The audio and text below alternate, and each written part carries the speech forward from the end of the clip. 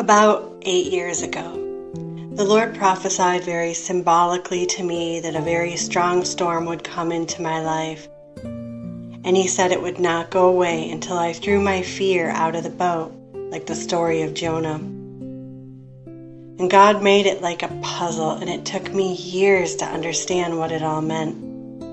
Finally, He connected all the pieces, and I finally understood the full meaning of the message that God had been giving me. It was a year or so ago that the Lord told me He wanted me to share my faith stories and testimonies on my Facebook friends page. And that would have included an audience that I did not want to see what I was going through. I was hiding my story from them.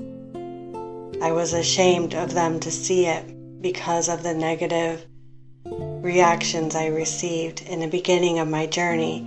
So instead I hid the posts and I made the audience selective to not include those certain people.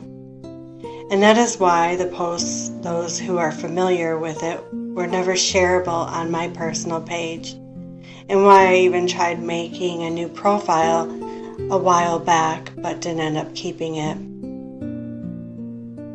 There are certain people who were a big part of the reason I ended up on this bumpy road that I've been on for the past 7 years. And although it was God's plan for me, He used something that was a weapon against me to bless me, much like the story of Joseph, whose brothers threw him in a pit to die. And to give you just a little backstory before I proceed, for those who don't know the story, I found myself unexpectedly with no place to live. And I had no car, I had no income, I had no money, I had no one to call for help. I was all of a sudden alone in the world. And before that door completely closed, the Lord appeared to me and gave me promises to be my income, and He showed me where to go.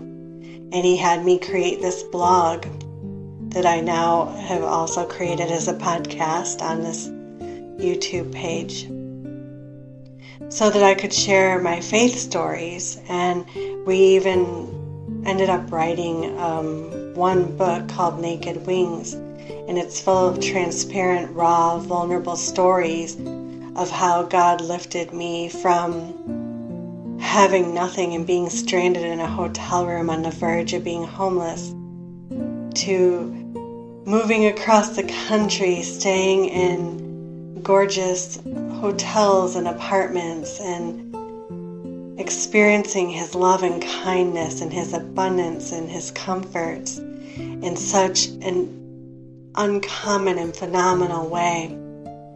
It was life-changing, and God saved my life through that time. It's a story that should be celebrated, and I should be praising God for, but instead I hid my story because I was ashamed of the journey for a long time because of how negative and rejecting some people were in the beginning. And also, there was a bitter past. There was a lot of hurt because of those that had a great influence on why it happened in the first place. When Joseph's brothers threw him in the pit to die, it was very similar to me. And yet God met me in the pit where I was kicked out into, and even as I was still bleeding from what happened, God was loading me with promises to be our support and to carry us in His loving arms. He became my everything from that point on. And I put all my faith in God's promises because I had no other choice. God was my rescue boat that came to rescue me, and it was that or we died. It was not a choice. I had to choose faith. And I did it for my kids. So I stopped sharing my life with certain people, And I started following Jesus on this path that he was leading me on with all abandoned trust. And God saved my life from the very people who put me in a place to die. And it took me years to recover and forgive them. And now I feel nothing but love for them, but it took a long time to get to that place. Eventually I did forgive, and I chose love instead of bad feelings. But I hid from them out of fear, because I did not think they would really show me love and acceptance again until they thought I was normal again and making money in the world's ways and in the way instead of the way that they judged. I knew that they wouldn't be acceptable of my faith story because perhaps they couldn't understand it. And in that moment, I took my faith and I put my worship to man instead of to God. Right there, something happened where I was no longer putting God first in my life, but I was putting my fear of those people and thinking they had any power to hurt me instead. So I put on a fake smile around those people and I pretended to be like the rest of the world, all while hiding my faith adventures with Jesus. They had no clue. I hid it all. I hid my books and my blog. For a while I took my books down off of Amazon because I was terrified they would read them and find out about my adventures with God. But I am happy to announce that my books are on Amazon again. If you'd like to find it there, it's free for Kindle, and there's even hardcover copies for those who have been asking for that. And I'm hoping to order some for my website store soon, but because of my traveling, I haven't got to do that yet. But back to what I was saying. I don't know why I was so afraid, because I had seen nothing but miracles and promises fulfilled from God over and over. I have been blessed with so many wonderful testimonies to share, and I think I was afraid of their lack of love and their judgment against me, which again was putting my worship in man instead of in God. So I disobeyed the Lord, and I brought that storm that I went through in the past year, back in 2023, upon myself. And during that time, I had many close calls where we almost didn't survive. There were times where I scraped by the skin of my elbow to survive, and yet God still rescued me every single time. But it wasn't like the high mountaintop experiences all the time. There was a lot of warfare that I battled, but God blessed me through it, and we actually spent 2023, part of it, in beautiful hotels, and God took us to a mountaintop resort, but there was a lot of storms against me, a lot of warfare. And it's like how Jonah disobeyed God when God told him to go to Nineveh. Nineveh was very intimidating to Jonah. They were very strong and an enemy to Jonah's people. Jonah was afraid of them, so he refused to share with them the words of God. Much like what I was feeling. Then, because of his disobedience, a storm was unleashed upon Jonah until he chose to trust God over his fears. In Jonah 1:4 it says, "Not to be deterred, the Eternal One threw an intense wind at the sea. The violence of the storm put Jonah's ship in jeopardy of breaking apart." I had been waiting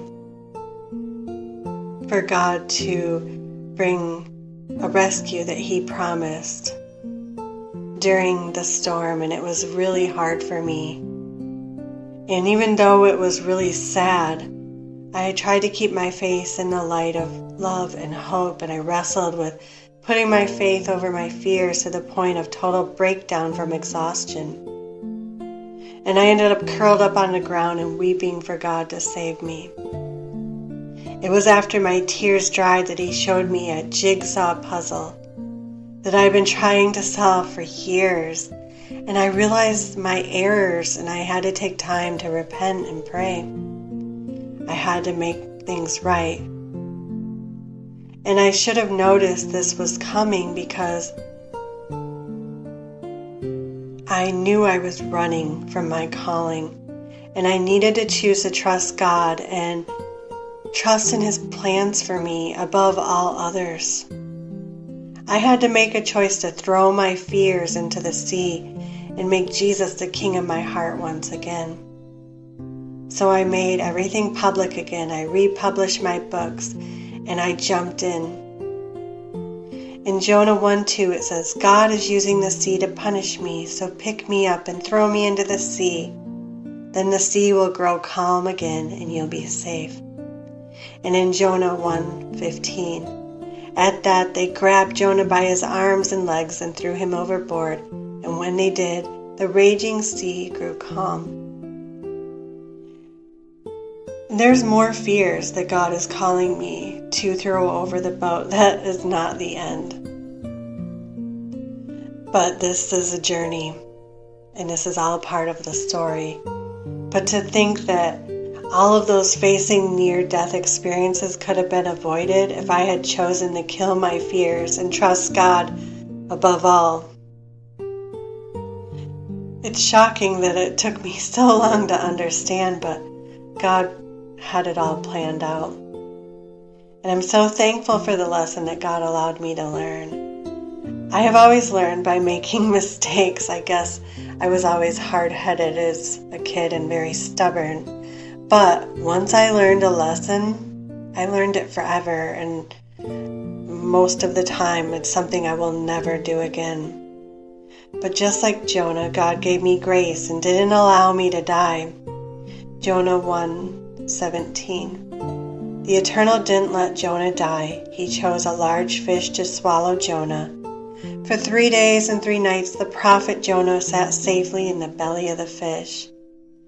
And in Jonah 2, Jonah said, You threw me into the watery depths and cast me in the middle of chaotic seas.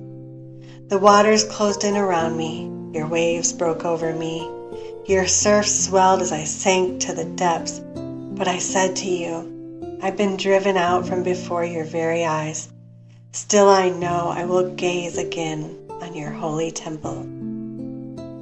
Being only half obedient and trusting is not enough. To live on God's promises only works when we are 100% obedient and trusting in Him. It must be done His way, or the promises will not prosper. Every fear must be cast out of the boat, and we must boldly go wherever God leads us to go, even if it's terrifying, even if it means being rejected or attacked by those who don't understand.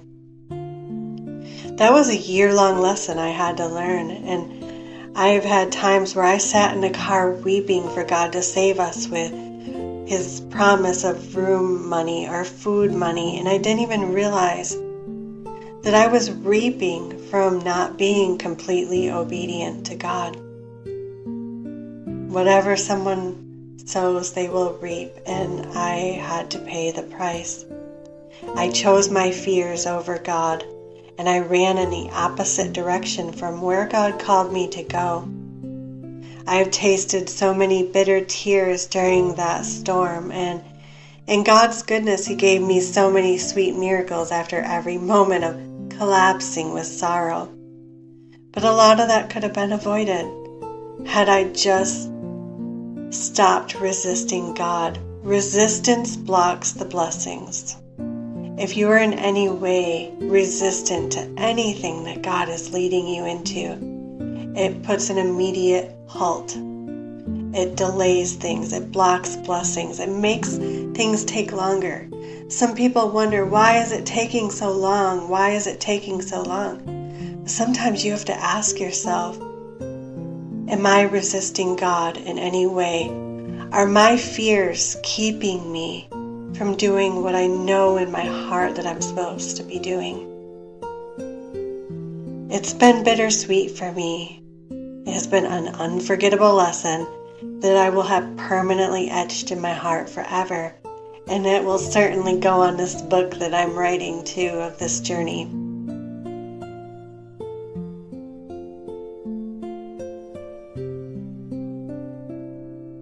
I love you, and I hope to share something good and lovely soon about the rainbow that comes after the storm, and a double rainbow, hopefully. Thank you for sharing this journey and for embracing us with your loving friendship. I cherish you, and I just pray God blesses you to no ends in ways that are too wonderful to even describe. Come see me soon at diamondsfromthedust.com. I have so many hidden treasures for you there to explore. Check out the search bar, and whatever word is in your heart, whether it's hope or healing or treasures or surprise, type it in the search bar, and it will pull up all the things that have been written over these last 8 years. Letters and testimonies and anything that would bless you.